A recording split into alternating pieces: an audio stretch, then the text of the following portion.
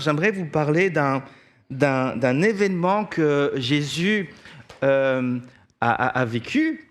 Et grâce à cela, vous avez eu congé jeudi.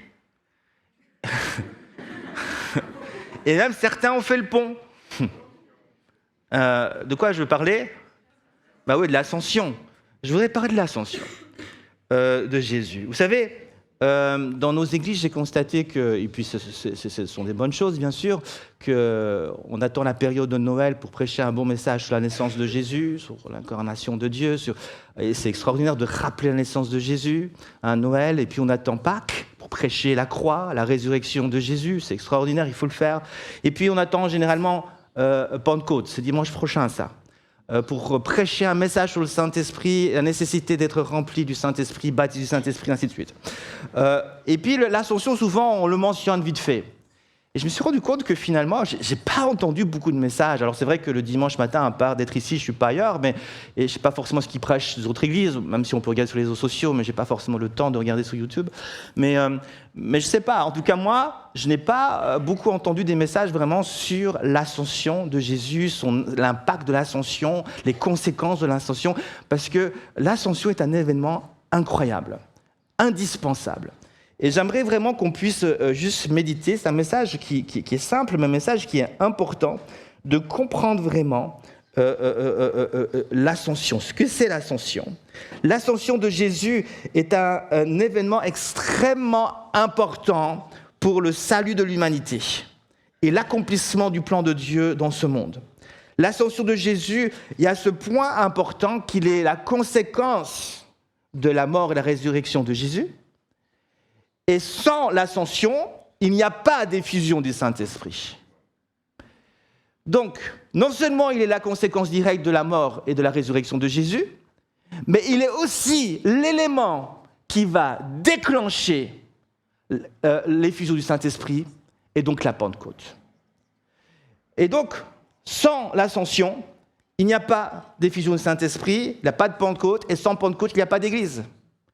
Et il n'y a aucune possibilité de pouvoir revenir à Jésus, à Dieu, et de vivre cette relation que nous connaissons aujourd'hui, cette unité dans l'Église. L'ascension est un élément qui est charnière dans le plan du salut. Et donc, je crois qu'il est important de comprendre vraiment qu'est-ce que c'est que l'ascension et qu'est-ce qui s'est passé lors de l'ascension de Jésus. Voici donc ce que j'affirme. J'affirme que l'ascension de Jésus est un événement incontournable pour permettre à l'homme d'accéder et d'expérimenter le salut. Avec tout ce que cela implique. Sans l'ascension, comme je l'ai dit, il n'y a pas de Pentecôte. Sans la Pentecôte, il n'y a pas d'église. Mais gloire à Dieu, il y a eu bel et bien une ascension.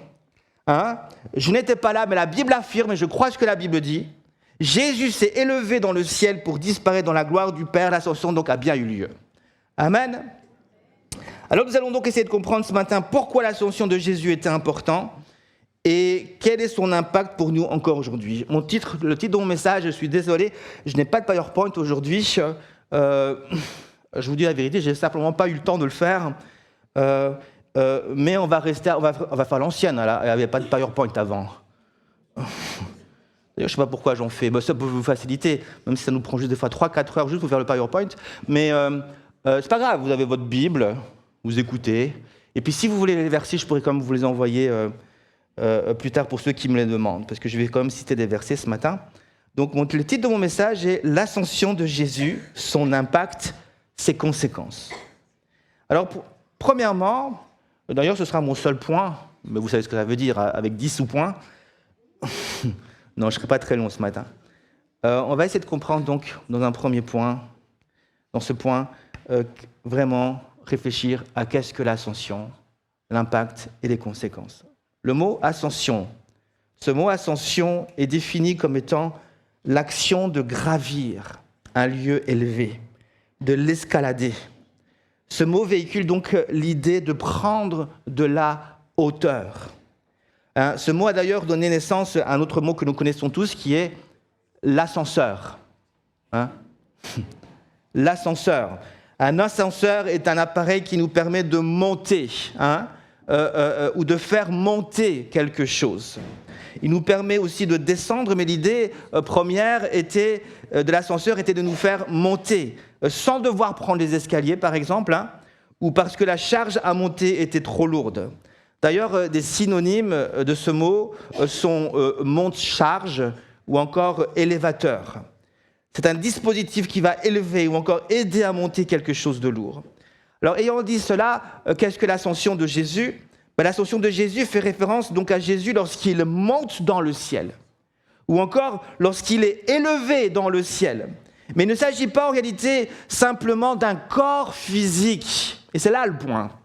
Il ne s'agit pas simplement d'un corps physique qui va s'élever dans le ciel. Nous allons le voir. Jésus n'était pas simplement ici en train de faire un tour de magie. Pour ceux qui connaissent David Copperfield, il n'est pas juste en train de faire un tour de magie où il s'élève dans le ciel pour impressionner ses disciples. Ce n'était pas du tout le but. Jésus n'a jamais cherché à impressionner qui que ce soit. Il n'avait pas besoin d'impressionner, il n'avait rien à prouver à quelqu'un, il savait exactement qui il était. Et d'ailleurs, il le prouve directement au diable dès le départ dans son ministère, où le diable veut faire douter sur son identité de fils de Dieu, mais pas besoin, il sait qui il est. Et il n'a rien à prouver, et il ne cherche pas à impressionner les gens. Jésus aime impacter les cœurs, les enseigner, dévoiler la gloire du Père, mais jamais il a essayé de se glorifier de lui-même. Et Jésus n'avait pas besoin de faire cela. Okay ? Mais par contre, Jésus était conscient que l'homme a besoin de révélation pour comprendre ce que Dieu fait. Et cette ascension de Jésus va poursuivre aussi ce but. Amener à nouveau une mesure de révélation dans le cœur des disciples afin qu'ils comprennent ce que Dieu est en train de faire. L'ascension de Jésus est mentionnée dans Actes chapitre 1, verset 9. On peut le lire, je le lis. « Après avoir dit cela, il fut élevé pendant qu'ils le regardaient, et une nuée le déroba à leurs yeux. » Ok ? Il y a donc comme une puissance qui va soudainement saisir Jésus et l'élever dans le ciel jusqu'à une certaine hauteur, nous ne le savons pas. Et il va soudainement disparaître dans une nuée de gloire. Le verset dit, une nuée le déroba à leurs yeux. Alors posez-vous la question avec moi. Était-ce vraiment nécessaire que Jésus s'élève physiquement de terre pour aller là où il devait aller, c'est-à-dire dans la gloire du Père ? Est-ce que c'était nécessaire que Jésus soit élevé pour aller dans la gloire du Père ? Y avait-il, par exemple, quand on réfléchit, on peut avoir toutes sortes d'idées farfelues, mais y avait-il peut-être une porte qui était là-haut dans le ciel d'Israël ? Et Jésus doit s'élever pour atteindre cette porte et traverser cette porte pour entrer dans la gloire de Dieu ? Alors c'est bien sûr une idée farfelue, il n'avait aucune porte dans le ciel d'Israël. Ah, vous pensiez ça peut-être ? Non. Si cette porte existait, des chercheurs l'auraient déjà trouvée. Mais la vérité est qu'il n'y a aucune porte dans le ciel d'Israël qui conduit de la terre au ciel dans la gloire du Père. D'ailleurs, si nous lisons attentivement le verset, Jésus ne disparaît pas parce qu'il ouvre une porte et qu'il passe au travers d'une porte. Jésus disparaît parce que la gloire de Dieu va venir sur lui et c'est cette gloire qui va le dérober à leurs yeux. Donc c'est la gloire qui vient prendre Jésus. La question que nous sommes donc en droit de nous poser est, est-ce que finalement Jésus n'aurait pas pu disparaître et retourner dans la gloire de Dieu sans devoir s'élever de terre ? Est-ce que la gloire n'aurait pas tout simplement pu apparaître alors que Jésus est avec ses disciples et soudainement il aurait disparu ? Je le crois que Dieu aurait pu faire cela, ça n'aurait rien changé au fait que Jésus entre dans la gloire de Dieu. Mais Dieu a voulu élever Jésus.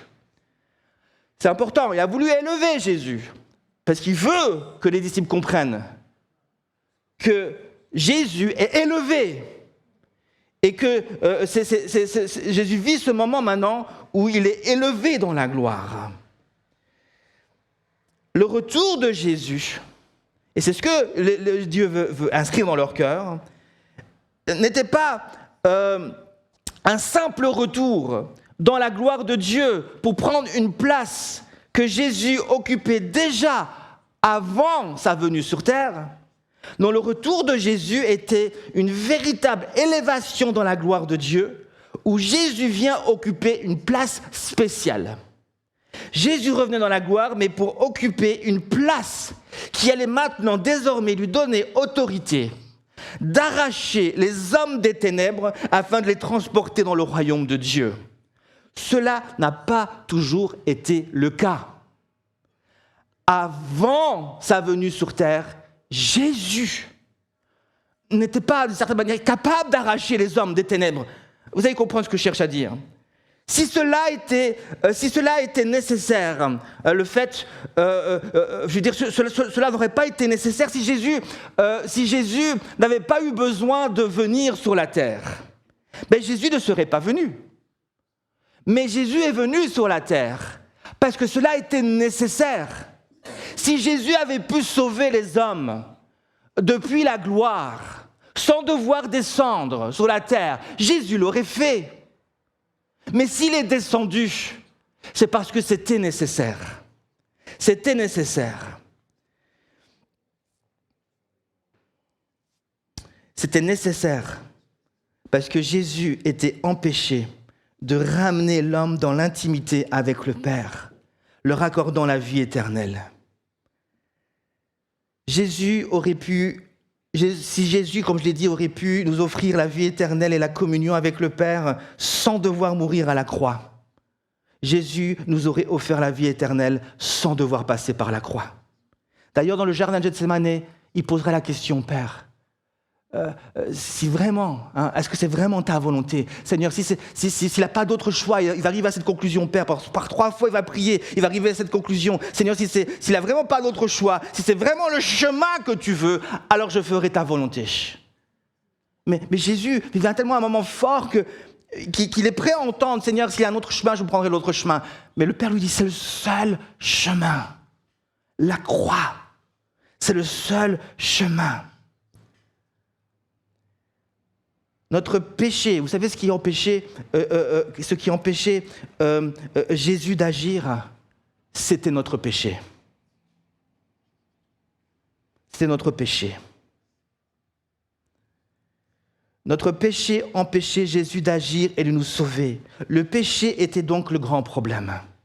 Le péché, d'une certaine manière, rendait inefficace l'autorité de Jésus. Jésus ne pouvait rien faire à cause de notre péché. Le seul moyen pour Jésus de nous offrir une porte de sortie était donc d'anéantir la puissance du péché. Et anéantir la puissance du péché impliquait de dépouiller Satan et de le soumettre aux pieds de Jésus.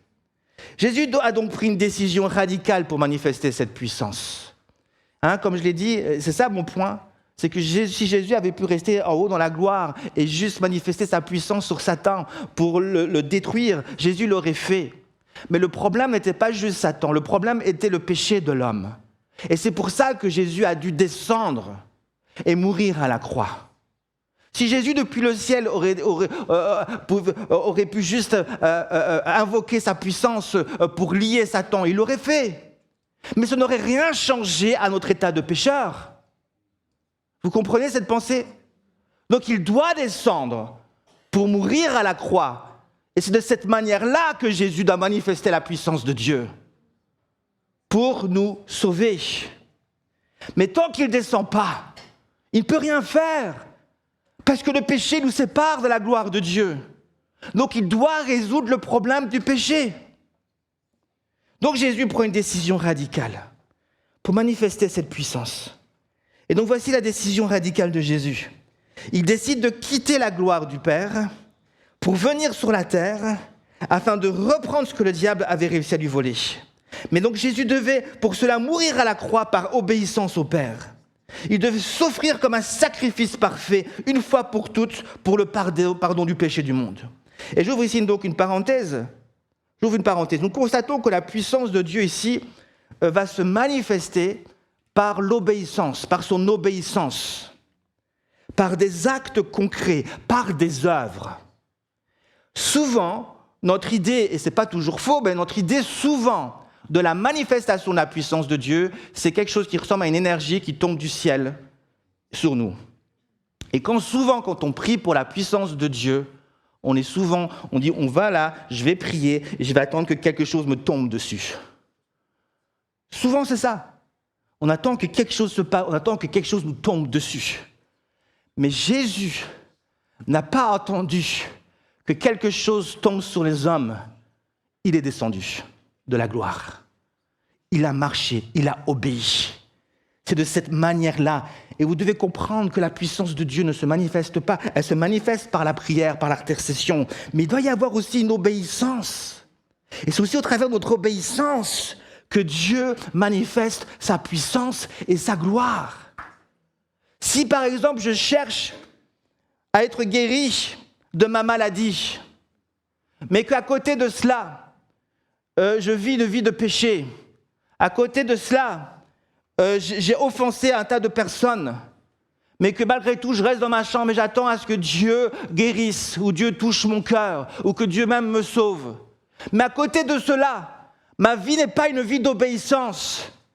Comment Dieu va-t-il pouvoir agir ? Oh, Dieu des fois le fait dans son immense grâce. Mais la vérité est que Dieu cherche aussi notre obéissance pour intervenir, pour agir. Donc il ne reste pas dans la gloire, il descend. Il descend parce qu'il ne s'agit pas simplement du diable, mais il s'agit avant toute chose de l'homme que Dieu aime au-delà de toute chose. Et l'homme, pour être délivré donc du péché, doit être pardonné de son péché. Le pardon était la seule puissance capable de libérer l'homme de son péché et anéantir la puissance du péché. Jésus va donc quitter la gloire, obéir à cette seule pensée qui le motivait. Père, pardonne-leur, car ils ne savent pas ce qu'ils font. Et j'imagine Jésus qui marche dans les rues, il voit tous ces pécheurs. Père, pardonne-leur, car ils ne savent pas ce qu'ils font. Il est motivé par cette pensée du pardon, de l'amour de Dieu. D'ailleurs, c'est ce que Hébreux nous enseigne. Dans Hébreux 10, le verset 5 à 7, je le lis avec vous. Hébreux chapitre 10, le verset 5 à 7. C'est pourquoi Christ, entrant dans le monde, dit « Tu n'as pas voulu ni sacrifice ni offrande, mais tu m'as formé un corps. Tu n'as agréé ni holocauste ni sacrifice pour le péché. Alors j'ai dit « Voici, je viens. » Dans le livre du livre, il est question de moi pour faire, ô Dieu, ta volonté. Il était donc primordial que Jésus passe par la mort à la croix pour non seulement accorder le pardon des péchés aux hommes, mais aussi pour vaincre le diable en le dépouillant de toute autorité sur l'homme. En ayant la main mise sur le péché, plus rien, absolument plus rien ne peut désormais empêcher Jésus d'exercer son autorité pour sauver l'homme. Je le répète, la croix signifie non seulement le pardon des péchés, mais aussi la défaite totale du diable. Son dépouillement total est définitif. Et Colossiens chapitre 2, versets 13 à 15 nous affirme cela, je le lis avec vous. Colossiens 2, les versets 13 à 15. « Vous qui étiez morts par vos offenses et par l'incirconcision de votre chair, il vous a rendus à la vie avec lui, en nous faisant grâce pour toutes nos offenses. Il a effacé l'acte dont les ordonnances nous condamnaient et qui subsistait contre nous, et il l'a détruit en le clouant à la croix. Il a dépouillé les dominations et les autorités et les a livrées publiquement en spectacle en triomphant d'elles par la croix. » L'ascension de Jésus maintenant, c'est en quelque sorte l'intronisation de Jésus dans la gloire. C'est le retour du roi. Ça nous fait penser à un film, ça. C'est le retour du roi qui vient prendre sa place sur le trône de l'univers, au-dessus de toute chose. Mais Jésus ne revient pas dans la gloire. Écoutez bien, c'est une pensée extrêmement importante et c'est là que l'ascension fait toute la différence. Jésus ne revient pas dans la gloire juste comme un roi, ou comme le roi de ma vie, ou comme le Seigneur de ma vie. Il revient, écoutez bien, il revient comme le roi des rois. Il revient comme le Seigneur des seigneurs. C'est la révélation de Paul. Il écrira dans 1 Timothée 6, verset 13 à 15. Je te recommande devant Dieu qui donne la vie à toutes choses et devant Jésus-Christ qui fit une belle confession de foi devant Ponce Pilate, de garder le commandement et de vivre sans tache, sans reproche, jusqu'à l'apparition de notre Seigneur Jésus-Christ, que manifestera en son temps le bienheureux et seul souverain, le roi des rois et le Seigneur des seigneurs. Dans le livre de l'Apocalypse, Jean a la vision de Jésus comme roi des rois et seigneur des seigneurs. Apocalypse 19, le verset 16, il est écrit en parlant de Jésus. Il avait sur son vêtement et sur sa cuisse un nom écrit, roi des rois et seigneur des seigneurs. C'est ce Jésus-là que nous attendons. Et le Jésus qui va revenir, c'est le roi des rois, le seigneur des seigneurs. Écoutez-moi, peuple de Dieu. Ce nom roi des rois est très important car il va mettre tout le monde d'accord. Qu'est-ce qu'un roi ? Un roi est une personne qui a été investie d'une autorité pour régner sur un territoire. Vous êtes d'accord avec ça, hein ? Par exemple, le roi de la Belgique, il y a encore un roi, hein, je ne parle pas de moi, hein, il y a encore un roi. Même si ce n'est pas forcément lui qui règne, il faut dire la vérité, ce n'est pas vraiment lui qui règne, mais son autorité est limitée à la Belgique. En France, il n'a aucune autorité. Bon, déjà en Belgique, il n'y en a pas beaucoup, mais il s'est limité. OK ? Et donc, un roi est investi d'une autorité, mais c'est sur un territoire. C'est sur un territoire. Maintenant, il est dit de Jésus qui n'est pas juste le roi d'un territoire, mais qui est le roi des rois. Donc, là où il y a des rois, dans tous les territoires qui règnent sur un territoire, Jésus est le roi de tous ces rois. Donc, ça veut dire qu'il règne sur ces territoires là où les rois règnent. Ça veut dire qu'il n'y a pas un seul territoire où Jésus ne règne pas. Parce qu'il est le roi des rois. Il règne sur toutes choses. Et quand il vient, il n'y a plus rien qui... Même il a réglé le dernier obstacle qui pouvait l'embêter vis-à-vis de l'homme, c'est le péché. Plus rien maintenant. L'homme maintenant a une solution en Jésus-Christ. Il est mort à la croix. Plus rien ne peut empêcher Jésus d'agir. Plus rien ne peut empêcher Jésus de se manifester avec puissance et gloire. Et quand le diable voit, et quand Jésus va revenir... il n'y aura qu'une seule chose que nous pourrions faire, c'est de plier le genou et de confesser qu'il est le roi des rois et le Seigneur des seigneurs. C'est ce qui va se passer dans sa gloire. Amen. Amen. Jésus, le roi des rois.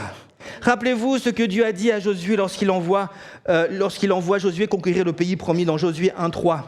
Tout lieu que foulera la plante de votre pied, je vous le donne. Écoutez-moi, Dieu a mis toutes choses sous les pieds de Jésus. Hein? Éphésiens 1:22. Il a tout mis sous ses pieds et il a donné pour chef suprême à l'Église qui est son corps. La plénitude de celui qui remplit tout en tous. Tout est sous les pieds de Jésus. Ce qui signifie que tout ce qui est sous ses pieds appartient à Jésus. Tout. Il est le roi des rois. Il est assis au-dessus de toutes choses. Et ce qui est extraordinaire est que Jésus nous invite à nous asseoir avec lui au-dessus de toutes choses pour que nous puissions partager ce règne de gloire. Est-ce que vous vous rendez compte de ce que Dieu a fait et sa grâce qui est immense? Vous avez reçu une autorité en Jésus-Christ qui dépasse toute chose. N'ayez donc pas peur du diable. N'ayez pas peur des esprits mauvais. N'ayez pas peur de ce qui se passe. Ne foncez pas tête baissée. On a parlé du royaume des ténèbres récemment. Mais sachez aussi votre autorité. Vous avez une véritable autorité et puissance en Jésus-Christ. Amen. L'ascension de Jésus, donc, c'est Jésus qui s'élève au-dessus de toutes choses. Non pas comme simple roi de ma vie, mais comme le roi des rois. Mais ce n'est pas tout, et ce sera donc ma conclusion. Je vous ai dit que je ne serais pas long ce matin. Ce soir, oui. C'est ma conclusion. L'ascension de Jésus était nécessaire aussi pour nous envoyer ensuite le Saint-Esprit. Le Saint-Esprit. j'aime le dire, le Saint-Esprit est venu pour prendre tout ce que Jésus a accompli à la croix. Jésus a dit « tout est accompli ». Il vient pour prendre ce « tout est accompli » et le souffler dans nos vies. Et le souffler dans nos vies. Le Saint-Esprit ne vient pas pour faire ce que Jésus a déjà fait. Il vient pour concrétiser cela dans nos vies. Il vient pour tout simplement nous donner ces choses. Il vient pour que ça devienne réel. Il vient pour que ce ne soit pas juste une croix qui est là, accrochée sur un mur. Il vient pour qu'il y ait une proximité. Il vient pour que je puisse vivre ce que Jésus a vraiment fait. Il vient pour rendre réel chaque parole de Jésus. Jésus dit, je suis le sauveur, il veut vraiment l'être. Jésus dit, je vais habiter en toi, il veut vraiment habiter en moi. Jésus dit, je t'aime, je déverse cet amour, il veut vraiment déverser cet amour. Il vient pour appliquer ces choses dans nos vies. Voilà une autre raison pourquoi l'ascension de Jésus était nécessaire. Afin de donner au Saint-Esprit l'autorité d'appliquer dans nos cœurs, par la foi en Jésus, tout ce que Jésus a accompli pour nous à la croix. Aujourd'hui même, alors que le Saint-Esprit est là, il est prêt à se manifester dans nos vies. Il y a quelqu'un ici qui est malade, il y a quelqu'un ici qui a des besoins, il y a quelqu'un ici qui souffre, qui crie à Dieu. Le Saint-Esprit est là pour agir. Ce lien entre l'ascension de Jésus, entre la gloire et l'Esprit, est clairement enseigné dans Jean 7, 37 à 39. Et je le lis avec vous. Jean 7, 37 à 39. Le dernier jour, le grand jour de la fête, Jésus se tenant debout s'écria, si quelqu'un a soif, qu'il vienne à moi et qu'il boive. Quelqu'un a soif ici ce matin? Celui qui croit en moi, des fleuves d'eau vive couleront de son sein, c'est-à-dire du profond de son être. Comme dit l'Écriture, il dit cela de l'Esprit que devaient recevoir ceux qui croiraient en lui. Car l'Esprit n'était pas encore, parce que Jésus n'avait pas encore été glorifié. Il est donc dit précisément que l'Esprit n'était pas encore, parce que Jésus n'avait pas encore été glorifié. Et cette glorification ou retour dans la gloire était dans le plan de Dieu, aussi pour ensuite envoyer le Saint-Esprit vers nous avec l'autorité et la mission d'appliquer la parole de Dieu que Jésus a accompli à la croix dans notre vie. C'est la prochaine étape, c'est dimanche prochain ça. Soyez là. L'ascension, Jésus va maintenant donner autorité au Saint-Esprit pour qu'il puisse appliquer dans nos vies tout ce qu'il a fait à la croix. Et le Saint-Esprit vient à la Pentecôte et ça commence. Il agit. Jésus est vivant. De grandes choses se passent. Le Saint-Esprit se manifeste. Et nous pouvons voir au travers du Saint-Esprit et de son œuvre dans l'Église que Jésus est réellement vivant et qu'il règne au siècle des siècles. Oh Jésus, nous manquons tellement de foi. Nous manquons souvent tellement de foi. Oh Jésus, Jésus va clairement exprimer cette pensée, donc cette relation. Jésus devait monter pour que le Saint-Esprit puisse venir. Cette pensée est clairement exprimée dans Jean 16, verset 7. Et je termine avec ce verset. « Cependant, je vous dis la vérité. Il vous est avantageux que je m'en aille, car si je ne m'en vais pas, le Consolateur ne viendra pas vers vous. Mais si je m'en vais, je vous l'enverrai. » Jésus devait monter. C'était un autre avantage.